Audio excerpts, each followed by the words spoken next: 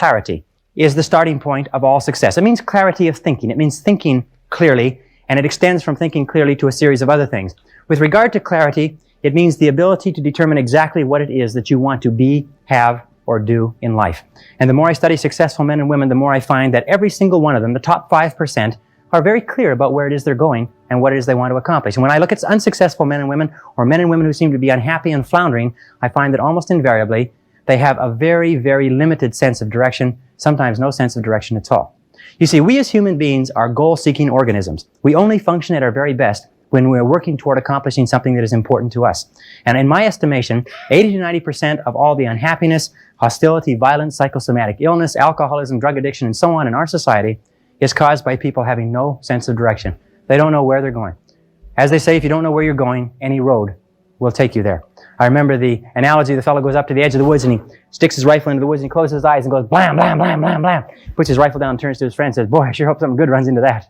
Now, if you understand this principle is terribly important. You can be the most talented, the smartest, the best educated person with the most valuable contacts and all the advantages in life, but if you are not focused, it doesn't do you any good at all. I wrote in an article for the Wall Street Journal that if you do not have clear, specific goals for your life, you are doomed forever to work for people who do. And that seems to be the case. And yet only 5% of people have goals. So the key starting point with regard to clarity is to know where it is you're going and what it is you want to be and what it is you want to have and what it is you want to do. Because in America, in the most blessed society in all of human history, you can have anything in the world that you want if you can decide what it is that you want. The second key with regard to clarity is decisiveness.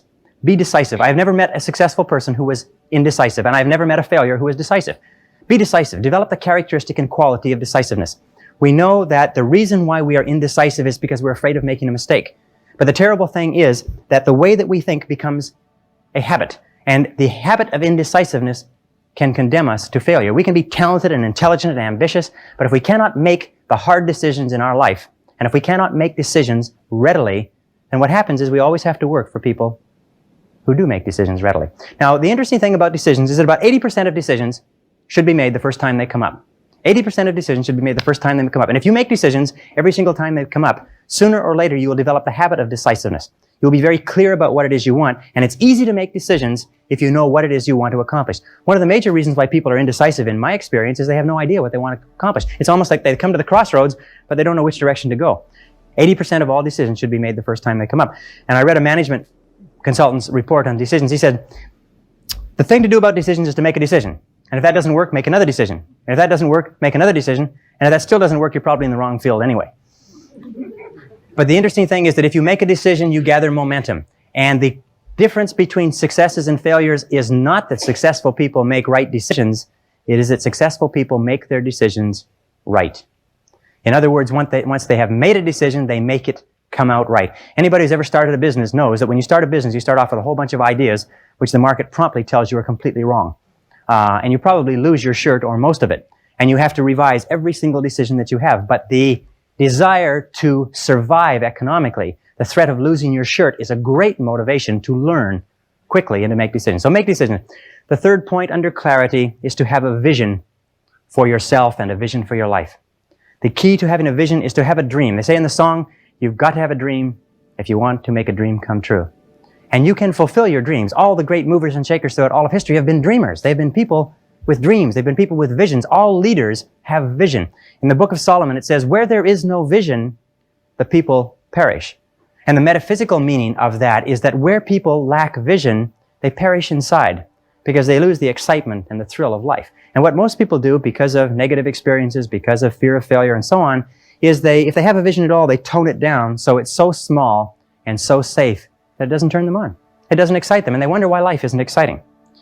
A beautiful line I read not long ago said, if the best way to predict the future is to create it, which means to have a vision, and even though the vision is in the air or the sky, then build a foundation under your dreams.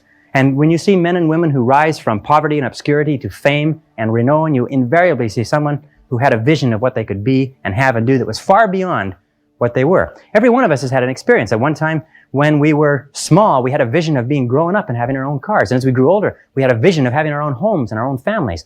And as we grew older, we had a vision of traveling and going to Europe. we fulfill all our visions. The wonderful thing is this, is that we always tend to achieve our goals. The problem is that our goals are set so low that even when we do achieve them, they don't turn us on. They don't fill us with enthusiasm. So dream big dreams, if you like, and focus on results, not activities. This is the key. Be clear about the results that you're trying to accomplish. This is one of the keys of peak performance, by the way. All peak performers are result-oriented. All losers or underachievers tend to be activity-oriented. And in activity orientation, what they do is they work very, very hard. Sometimes they work frantically. Sometimes they work longer hours than you do, but they lose sight of the results. Ben Trigo, the strategic thinker, said, very worst thing in the world is to do very efficiently what need not be done at all. And many of us work very, very hard to do very efficiently what need not be done at all. And anybody who's ever had employees will tell you that every single day you come across your employees doing something very diligently, but it's completely irrelevant to the success of the business. So focus on results. Here's a key question to ask yourself when in your working life. I think it's one of the most important key questions. I'll give you two. Number one is, what results are expected of me? What results are expected of me? Not what activities, but what results or what outputs, what am I supposed to produce in my job? A second question you can ask yourself is, why am I on the payroll? Why am I on the payroll? Many people, especially in sales, they make the mistake of thinking that shuffling cards and reading through their sales literature and organizing their multiple listings and having coffee with the other people and reading the newspaper advertisements that they placed last week, that this is all part of selling. No, selling is when you're face-to-face with a real live prospect who is willing and able and capable of buying a product. Everything else from that is self-delusion. What results are expected? The results that are expected of us in selling are sales. And the only time that we are working is when we are doing something that contributes directly to that result. Isn't that true? Of course. But of course, why do we do the other things?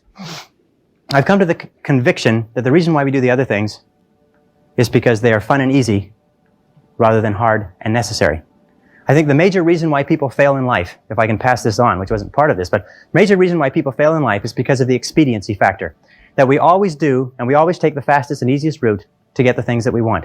But the fastest and easiest route in life is almost always the route to failure. It's short-term gain for long-term pain. We do what is fun and easy today instead of what is hard and necessary, and then we have to do what is hard and necessary at the end of our life when it's too late.